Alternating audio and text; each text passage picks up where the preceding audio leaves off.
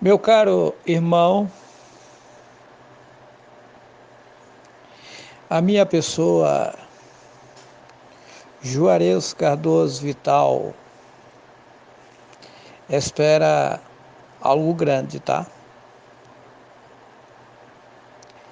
Eu tenho passado muitas coisas aqui nesse mundo desde que cheguei aqui, fazendo uma reflexão de quando eu era criança até aqui, a minha vida que eu passei no mundo, mais de 90% foi só sofrimento. Com 5 anos de idade, nasceu um tumor na minha garganta. Aquilo crescia, aquele tumor, e escorria catarro. Ele estourava, ficava escorrendo. Fiquei com aquilo de 5 anos de idade até 16 anos de idade. Com 15 anos de idade para 16, meu pai veio a óbito. Aí, por intermédio de um homem que era prefeito de Bertópolis, Minas Gerais, eu consegui ir para Belo Horizonte, para a casa de um primo. Lá em Belo Horizonte fiquei 30 dias e foi feito os exames e feito a cirurgia desse tumor. Mas antes da cirurgia chegou um ponto que eu não conseguia mais rodar o pescoço para lado nenhum e não estava mais, já estava impedindo a minha alimentação física. Sofri muito. Eu com 12 anos de idade, eu era cortador de cana em Minas Gerais. Eu carregava cana para o engenho, para fazer cachaça, em 4 animais, sozinho, fazia as cargas, soltava, puxava cana o dia todo.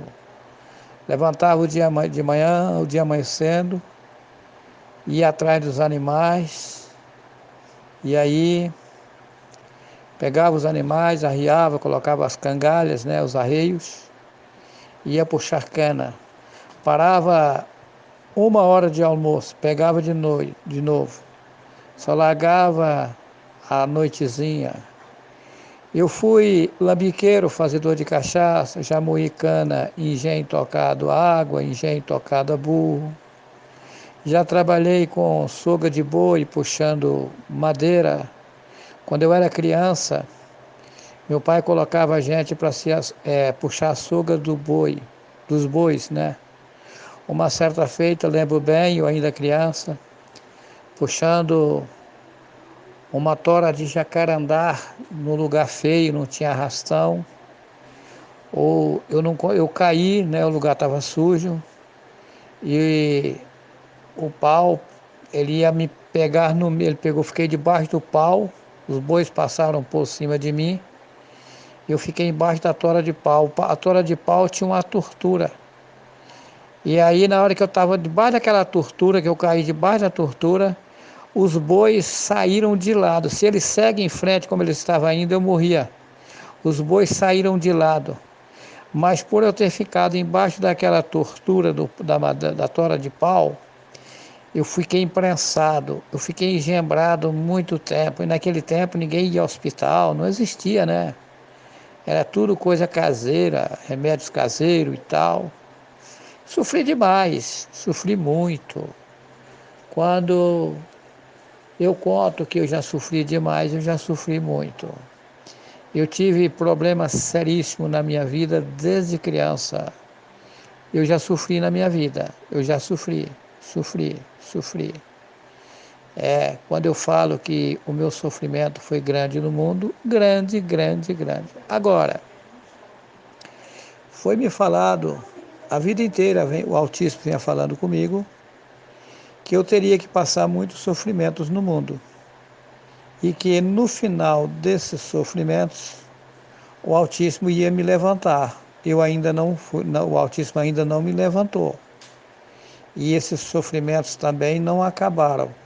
Eles estão prestes a acabar, estou sabendo, tá?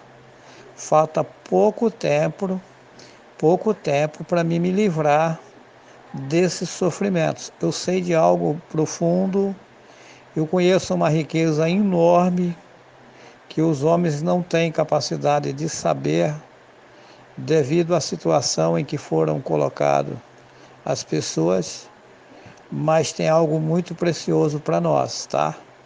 Então, eu estou ainda sofrendo, pagando, passando por um processo que terei que passar. Foi mostrado que seria assim, não existia um outro meio. Tudo o que aconteceu comigo teria que acontecer, foi um projeto, foi feito.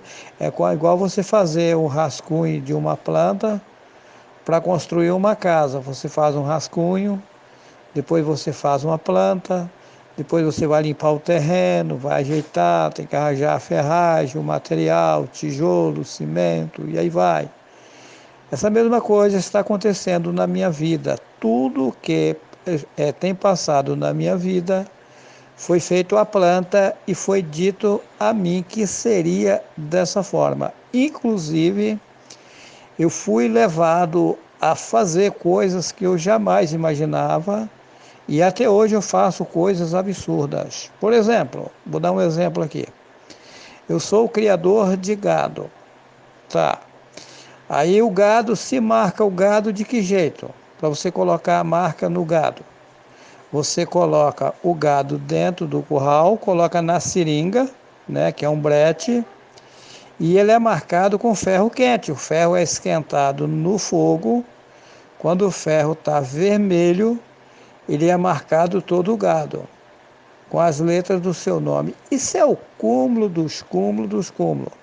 E a gente é obrigado a fazer isso. É coisa absurda. É coisa absurda. Então, eu espero esses absurdos desaparecer da minha vida. E tem muitas outras coisas, que foi mandado eu fazer, que é coisa que eu jamais imaginava, que para mim trazer conhecimentos que, através dessas coisas absurdas, eu tenho adquirido altos conhecimentos materiais e espirituais. Eu tenho ficado sabendo quem são as pessoas, como é que são as pessoas. O Altíssimo, ele chacoalha, ele balança a figueira de tudo quanto é lado, não para ele conhecer a gente, mas para a gente receber os conhecimentos. Quando eu me joguei desde criança aos braços do Altíssimo, eu dizia: Tu que fizestes os céus, a terra e a fonte das águas, custa o que custar, eu quero conhecimento e capacidade para trabalhar na tua obra. Só que isso se paga um preço muito alto. A gente sofre muito até chegar no lugar. É como Ialro, uma certa feita, me deu uma parábola mostrando como é o homem. Essa parábola que fez para mim foi o próprio Altíssimo Ialro. Ele me mostrou uma árvore frondosa dentro da floresta. E aí o cidadão chegava com a motosserra e metia a motosserra naquela árvore, derrubava ela. Depois dela derrubada, teria que cortar as toras. Digamos aí as toras de 7 metros, tal. Depois era pegado as toras e colocado em cima do caminhão, mas para colocar em cima do caminhão teria que utilizar um trator, né? Um trator.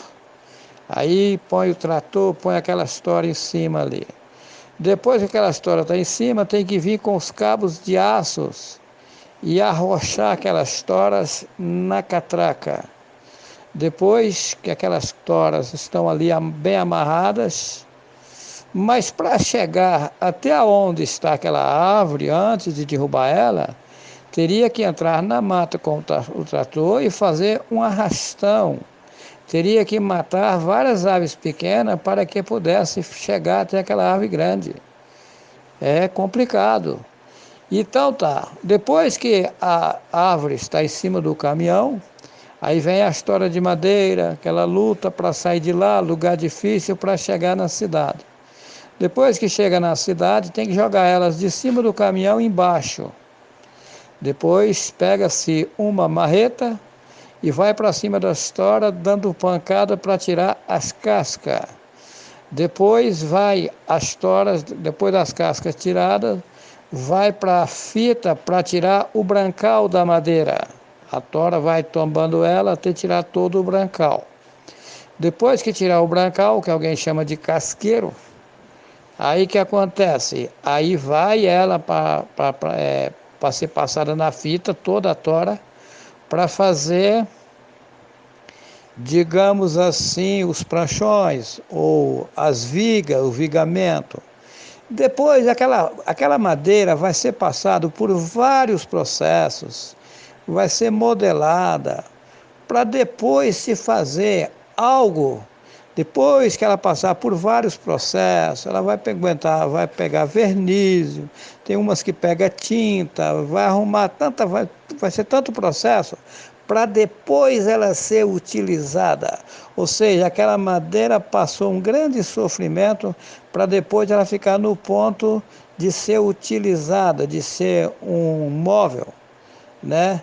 De grande utilidade. Assim o Altíssimo me mostrou que todos os homens aqui no mundo estão brutos.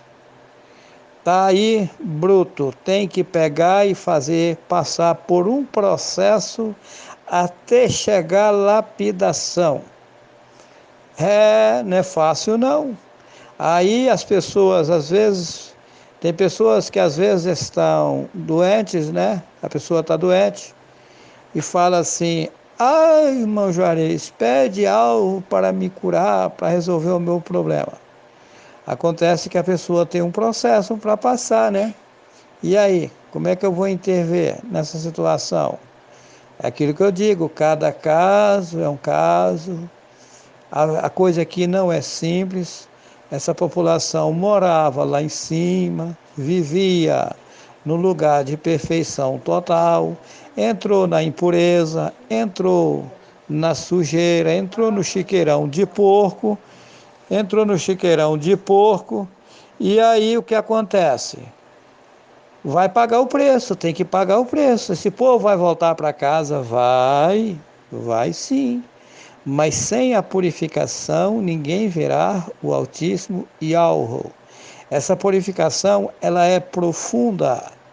Eu irei fazer um vídeo, 1 hora, mostrando a purificação. É uma coisa que não é difícil. Se a pessoa aderir a Yahweh, ele consegue passar com facilidade. Agora, quanto mais é dado, é requerido. O meu caso, ele é além do caso de toda a população, porque eu fui jogado no meio do rolo para passar todo o processo, porque eu terei que ser preparado para depois fazer um trabalho. Então, por isso que eu sofro demais.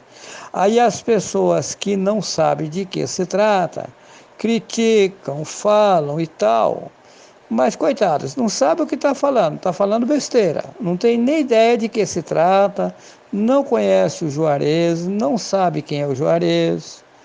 A mesma coisa, as pessoas ficam dizendo: eu quero conhecer irmão Juarez, mas conhecer irmão Juarez para quê? Não há necessidade. Temos que conhecer e prosseguir em conhecer o nosso Pai Yahweh. O Juarez é um homem, apenas um homem. Assim como no passado idolatraram os profetas, estão querendo me idolatrar. E eu não posso aceitar esse tipo de coisa porque eu sou um homem que vou ao vaso sanitário igual os demais. Agora, o Altíssimo, para fazer o trabalho no mundo aqui, ele teria que colocar alguém como cabeça. Porém, esse alguém que o autismo pegou para colocar como cabeça, ainda não está no grau, não. Tem algo ainda para se chegar no lugar. Ou seja, tem que montar as peças e ajeitar certinho para depois, aí sim, aí vai. Mas não é tão simples, as coisas não é tão simples. Eu não vou negar ninguém, não posso negar. É óbvio que o pai me deu um autoconhecimento acima do pessoal, tenho certeza 100%. Não que sou melhor do que ninguém, mas o pai tem me feito saber coisas profundas, inclusive coisas que eu nunca ouvi ninguém dizer, eu estou sabendo para uma hora colocar em vídeo aí.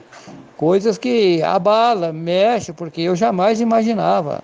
Mas a gente paga um preço muito alto, tá? Não é simples não, porque, veja bem, são legiões de demônios lutando contra a minha pessoa. Legiões de demônio. E para mim saber como trabalha esses seres, eu tive que passar por vários processos esquisitos, coisas absurdas que vocês não nem imaginam o que é, para me saber como é, como não é, o que é a população, como são as pessoas e tal.